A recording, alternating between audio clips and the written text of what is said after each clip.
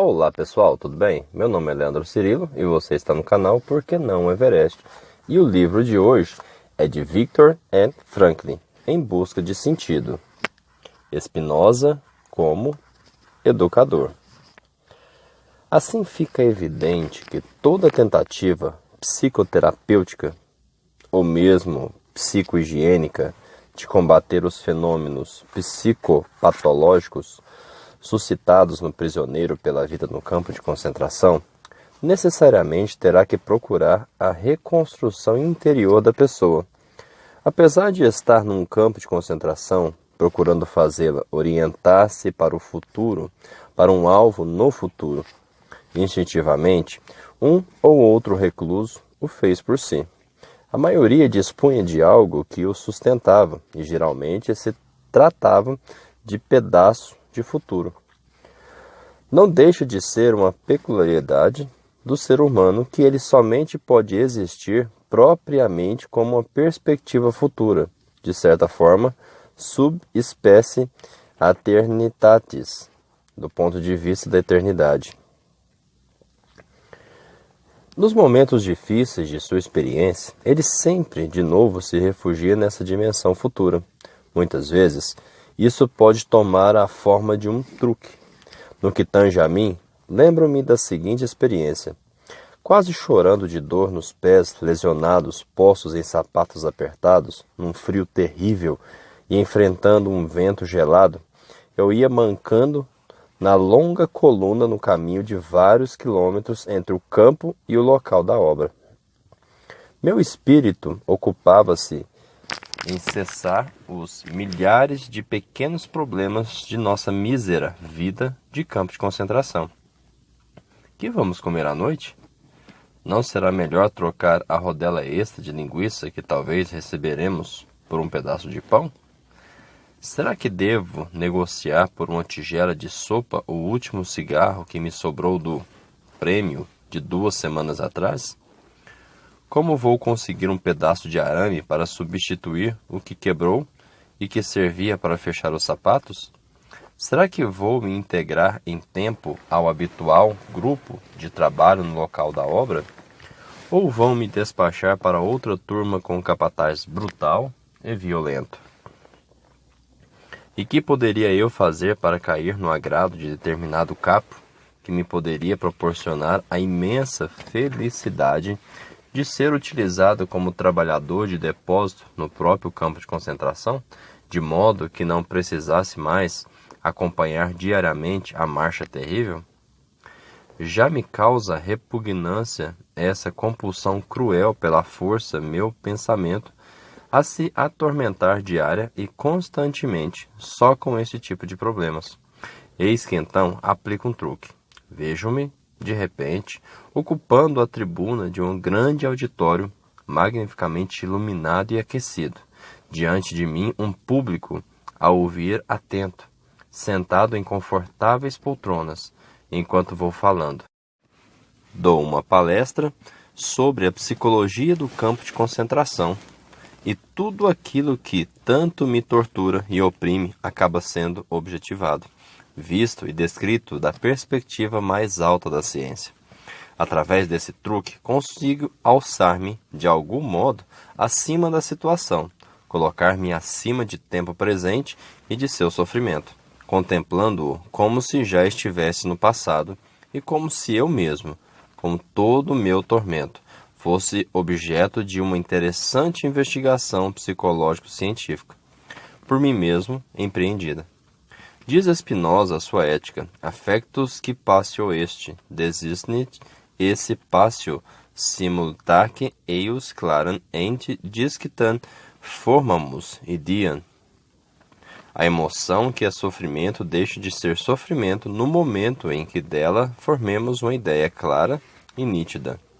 Ética, quinta parte, do Poder do Espírito ou A Liberdade Humana, sentença 3.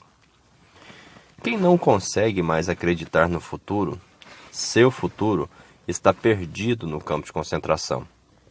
No futuro, tal pessoa perde o apoio espiritual, sucumbe interiormente e decai física e psicamente, Geralmente, isso acontece de forma até bastante repentina, numa espécie de crise, cujos sintomas o recluso relativamente experimenta, conhece muito bem. Cada um de nós temia aquele momento em que se manifestava pela primeira vez essa crise. Não em si próprio, mas então já teria sido indiferente, e sim em seus amigos. Geralmente, essa crise se configurava da seguinte maneira: a pessoa em questão, certo dia, ficava simplesmente deitada em seu barracão, e ninguém conseguia persuadi-la a botar a roupa, ir ao lavatório, ou mesmo se apresentar à formatura de chamada. Nada mais surtia efeito. Nada lhe metia medo, nem súplicas, nem ameaças, nem golpes, tudo em vão. O sujeito simplesmente ficava deitado, não se mexia, e quando a doença provocava essa crise, a pessoa se negava, inclusive, a ser transportada para o ambulatório ou tomar qualquer medida em prol de si mesma. Ela entrega os pontos. Fica deitada até nas próprias fezes e urina. Nada mais lhe interessa. Certa vez vivenciei de forma dramática a importância da relação existente entre esse perigosíssimo entregar os pontos e deixar-se cair, por um lado, e a perda da vivência em função do futuro, por outro. O chefe do meu bloco, um estrangeiro que outrora fora um compositor musical bastante conhecido, disse-me certo dia: "Ei, doutor, gostaria de lhe contar uma coisa. Há pouco tempo tive um sonho curioso. Uma voz me disse que eu poderia expressar um desejo, que poderia dizer o que gostaria de saber, e ela me responderia qualquer pergunta. Sabe o que eu perguntei? Quero saber quando a guerra terminará para mim. Sabe o que quero dizer para mim? Isto é, queria saber quando seremos libertos do nosso campo de concentração. Ou seja, quando terminarão nossos sofrimentos. Perguntei-lhe quando tiver esse sonho. Em fevereiro de 1945, respondeu. Estávamos no começo de março. E o que te disse então a voz em sonho? Continuei perguntando. Bem baixinho, me segredou. Em 30 de março. Quando esse meu companheiro me narrou seu sonho, estava ainda cheio de esperança, convicto de que se cumpriria o que anunciara aquela voz. Mas a data profetizada se aproximava cada vez mais e as notícias sobre a situação militar, na medida em que penetravam em nosso campo, faziam parecer cada vez menos provável que a frente de batalha de fato nos trouxesse a liberdade ainda no mês de março. Deu-se então o seguinte: em 29 de março, aquele companheiro foi repentinamente atacado de febre alta. Em 30 de março, no dia em que, de acordo com a profecia, a guerra e o sofrimento, para ele, chegariam ao fim, ele caiu em pleno delírio e finalmente entrou em coma. No dia 31 de março, ele estava morto. Falecera de tifo exantemático. Quem conhece as estreitas relações existentes entre o estado emocional de uma pessoa e as condições de imunidade do organismo, compreenderá os efeitos fatais que poderá ter a súbita entrega ao desespero e ao desânimo. Em última análise, meu companheiro foi vitimado porque sua profunda decepção pelo não cumprimento da libertação pontualmente esperada reduziu drasticamente a capacidade imunológica de seu organismo contra a infecção de tifo exantemático, já latente. Paralisaram-se sua fé no futuro e sua vontade de futuro, acabando seu organismo por sucumbir à doença. Assim, em voz do seu sonho, acabou prevalecendo. Esse caso isolado e as conclusões dele tiradas coadunam-se com sua observação, para o qual o médico-chefe do nosso campo chamou a minha atenção.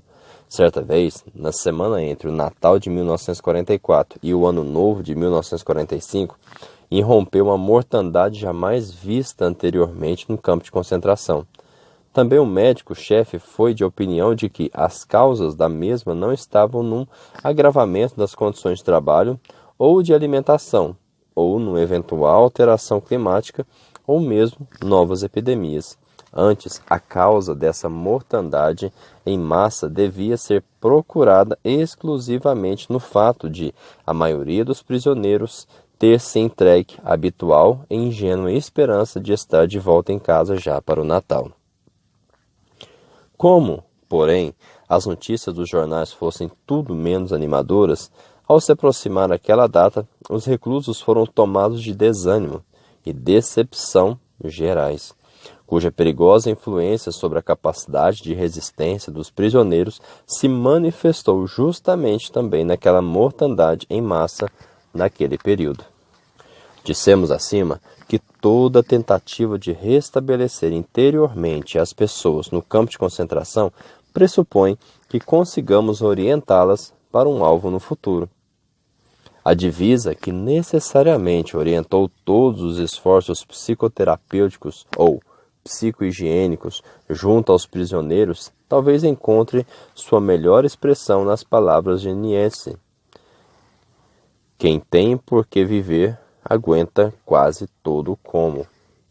Portanto, era preciso conscientizar os prisioneiros à medida que era dada a oportunidade do porquê de sua vida, do seu alvo, para assim conseguir que aqueles estivessem também interiormente à altura do terrível como da existência presente, resistindo aos horrores do campo de concentração. E, inversamente, ai daquele que não via mais uma meta de vida diante de si, cuja vida não tinha mais conteúdo, mas perdia o sentido de sua existência e assim todo e qualquer sentido para suportar o sofrimento. Essas pessoas perdiam a estrutura e sucumbiam muito cedo. A expressão típica com que replicavam a toda e qualquer palavra animadora era sempre a mesma. Não tenho mais nada a esperar da vida. Como se reagirá a essa atitude?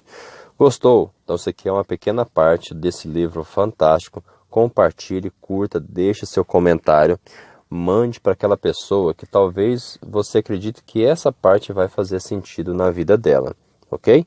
Um grande abraço e a próxima parte é perguntar pelo sentido da vida. Um grande abraço.